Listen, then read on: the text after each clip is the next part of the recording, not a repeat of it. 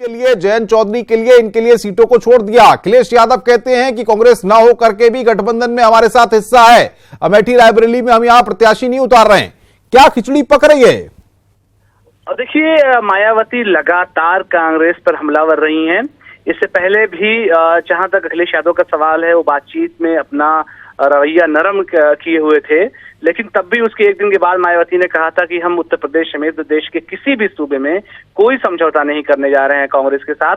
और आज जो ट्वीट आया है मायावती के, एक बार फिर स्पष्ट कर दें कि उन्होंने अपना रुख कांग्रेस के प्रति अपना तेजी और तीव्रता वाला रखा है। जो राजनीति के जानकार है वो मानते हैं कि मायावती ऐसा कोई अपने ऊपर आरोप नहीं लेना चाहती है कि कांग्रेस और एक गठबंधन अंदर से मिला हुआ है या इस तरह से मिल करके पूरा चुनाव लड़ा जा रहा है। वो लगातार हमलावर इसलिए भी कांग्रेस पर है कि कांग्रेस को दो जगहों पर यानी मध्य प्रदेश में और राजस्थान में उन्होंने सपोर्ट भी किया था। अपने विधायक जब सरकार बनी थी, विधायकों को कुछ कमी लग रही थी। बिल्कुल बिल्कुल अलाउद्दीन, हम आपके पास आएंगे, रुकिए। आप हमारे साथ इस वक्त बातचीत करने के लिए हमारे एग्जीक्यूटिव एडिटर अमिताभ अग्निहोत्री जी हमारे साथ जुड़ गए हैं। अमिताभ जी, अखिलेश यादव कहते हैं कि कांग्रेस गठबंधन में हमारे साथ है और बीएसपी यहां पर उन्होंने जो 7 सीटों पर वॉकओवर दिया है उसको लेकर के अपनी बात कांग्रेस पर निशाना साध रही है।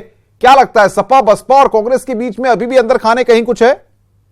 नहीं, देखिए, मुश्किल ये है कि समाजवादी पार्टी और बीएसपी, इन दोनों के जो दो सबसे बड़े लीडर्स हैं, सुप्रीमो हैं जी, इन दोनों के बीच कांग्रेस को लेकर एक राय नहीं है।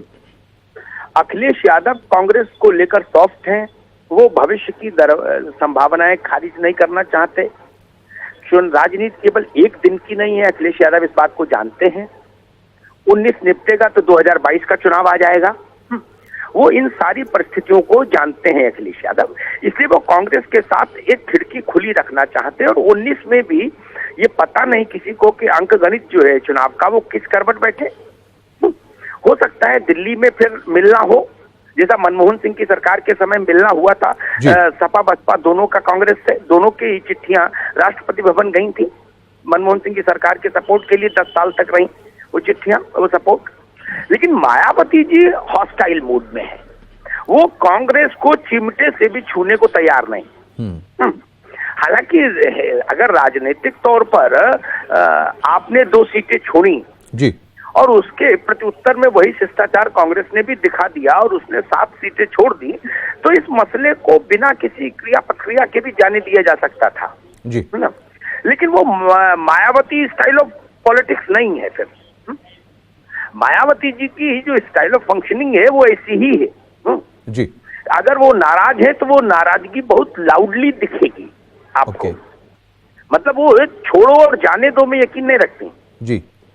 वो उनकी पूरे जीवन की अब तक की राजनीतिक यात्रा देखिए तो उनका ही राजनीति की धारा यही है, भाई अगर मैं आपसे नाराज हूं तो मैं बहुत तीखे अंदाज में अपनी नाराजगी जताऊंगी जी। और यही उन्होंने कांग्रेस के बारे में आज ट्वीट करके कांग्रेस को बता दिया कि भाई हमें आपके एहसान की जरूरत नहीं, आप भ्रांति मत फैलाइए, अपनी सीट अपने पास रखिए। उसका सरल हिंदी में जो भावानुवाद है वो यही है कि अपनी सीट अपने पास रखो जी, जो वो कहना चाह रहे हैं, मैसेज है उनका टोटल जी। तो मुझे लगता है कि लार्जर पर्सपेक्टिव में अगर अनुपम आप देखेंगे जी सर, तो कांग्रेस और रीजनल फोर्सेस को 23 मई तक एक साथ दिखना चाहिए जी, क्योंकि पता नहीं 23 मई की शाम क्या नतीजे आए और फिर आपको बैठना पड़े।